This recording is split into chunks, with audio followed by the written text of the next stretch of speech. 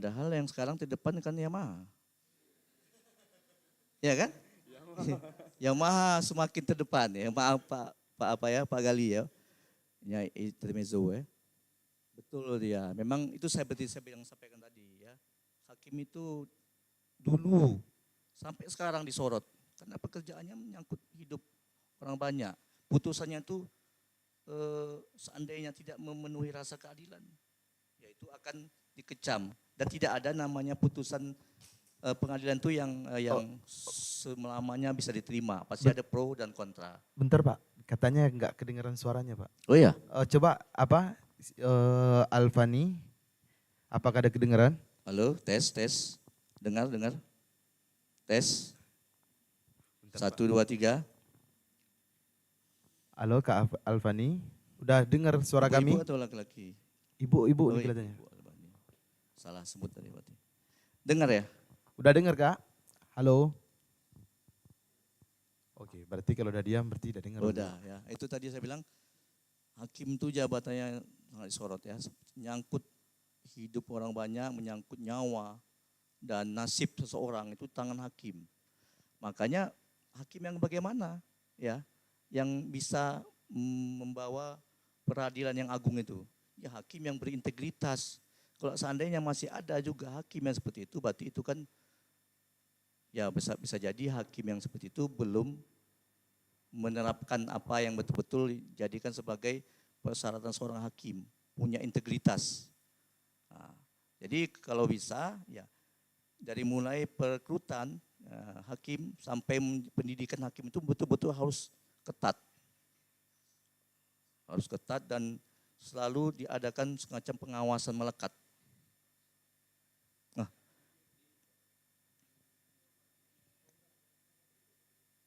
Kan mic nih.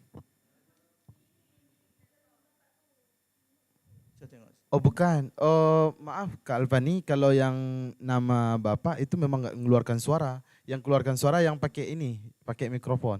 Kita pakai yang Mahkamah Syariah ya. Tes. Tes, halo. Ibu Alpani ya. Oh, cowok ya? Cowok ya? Cowok. Cowok.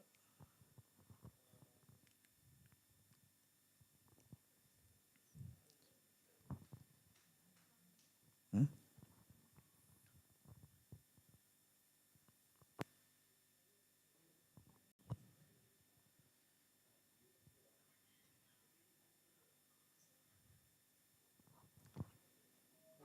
Gimana? Oh cowok ya. Cowok. Bagaimana Pak Alfani? Udah dengar suara kami? Mohon maaf Pak, suaranya masih di mute. Ya, kalau yang nama Bapak itu memang nggak mengeluarkan suara Pak. Yang keluarkan suara yang apa ini? Yang atas nama Mahkamah Syariah ini. Karena kami punya satu jalur suara aja, nggak pakai duanya Pak. Halo Pak Alfani, udah dengar suara kami? Masih belum? Belum ya? Nanti jawabannya bisa melalui apa ya? Chat atau tertulis ya. Nah, Bisa, coba nanti kita dibantu. Tadi sudah sampaikan secara ini, tadi saya jawab, tapi mungkin nggak dengar ya. Mohon maaf kepada siapa tadi Pak Alpani ya. Terima kasih atas pertanyaannya, pertanyaan yang bagus. Ya kita tetap berusaha, hakim ya sekarang ini tetap berusaha membawa nama baik Mahkamah Agung ya dengan tetap menjaga kredibilitas seorang hakim. Ada dengar? Ada ya? Nah. Di Mahkamah Agung dan sampai ke peradilan di bawahnya tetap mengadakan pengawasan melekat. Pengawasan, mulai adanya namanya pengawasan rutin, pengawasan dari hakim tinggi, pengawasan dari Bawas, badan pengawasan. Itu selalu rutin dilaksanakan. Dan seandainya juga ada ya kejadian-kejadian yang di luar daripada kehendak kita, itu mungkin ya oknum yang belum betul-betul memahami ya bagaimana perannya sebagai seorang hakim. Saya pikir itu. Terima kasih kepada Pak apa? Alfani. Alfani ya atas pertanyaannya. Terima kasih ya Pak.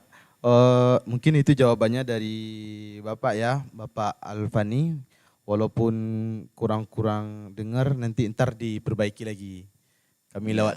kami kirim lewat via chat. Ya. Mungkin teman-teman yang masih mau bertanya, boleh? Oh boleh, Silakan. silakan. Siapa namanya? Yang via Google Meet boleh ya bertanya lewat chat. Masih kami buka. Bismillahirrahmanirrahim. Assalamualaikum warahmatullahi wabarakatuh. Pak, saya sedikit rancu sama penjelasan Bapak tadi. Yang Bapak bilang kita berarti hakim itu dapat mendengarkan ataupun dapat mendengar dapat mengambil. Berarti dalam hal ini Pak, faktor hakim memutuskan itu adalah faktor opini publik Pak. Opini publik kan berarti kita mendengarkan pendapat masyarakat. Kan mendengar pendapat masyarakat, berarti dari hal ini apakah hakim dapat memutuskan melalui opini-opini publik Pak? Terima kasih Pak. Boleh Pak, langsung dikasih jawaban. Siapa tadi Pak Abang apa? Ayu. Bayu aja Pak. Bayu. Pak Bayu. Pak Bayu ya. Ya, maksud saya tadi bukan opini ya, pendapat masyarakat, cuma memperhatikan dan mempertimbangkan hukum yang hidup dalam masyarakat. Yang umpamanya hukum adat, aturan-aturan yang melekat di masyarakat. Jadi kan macam di Papua gitu ya, kayak mana peraturan di Papua itu kan beda kadang adatnya. Di Aceh juga gitu, adatnya beda-beda. Jadi sedikit banyaknya juga harus mempertimbangkan itu. Jangan hanya sekedar untuk ini karena aturannya nggak ada, di Aceh nggak ada aturannya, artinya aturannya udah ada aturannya. Sementara kita nggak mempertimbangkan bagaimana hukum yang hidup di masyarakat. Contohnya tadi mengenai ada aturan pelaksanaan syariat Islam di Aceh. Contohnya seperti itu, hukum yang hidup di masyarakat, bukan opini masyarakat. Kalau seandainya pun ada hakim kadang sama dengan opini masyarakat, bukan berarti dia mengikuti opini masyarakat. Jadi hakim itu kan sebenarnya bebas dari intervensi manapun ya. Ketika memutus perkara dia bebas dari intervensi manapun. Baik dari atasannya sendiri, saya umpamanya wakil ketua, jadi saya bebas intervensi dari ketua, bebas dari intervensi dari opini publik di masyarakat. Kalau seandainya itu putusannya sama dengan opini masyarakat, bukan berarti saya tunduk kepada opini publik. Mungkin saja pertimbangannya itu udah benar dan sama dengan opini masyarakat gitu. Jadi dia intervensi, tidak ada intervensi dari siapapun hakim itu. Bebas dari, itu salah satu ciri daripada peradilan ya, bebas dari intervensi manapun. Termasuk intervensi, makanya dulu hakim dulu kan di bawah departemen. Peradilan agama di bawah departemen agama. Peradilan umum di bawah departemen kehakiman.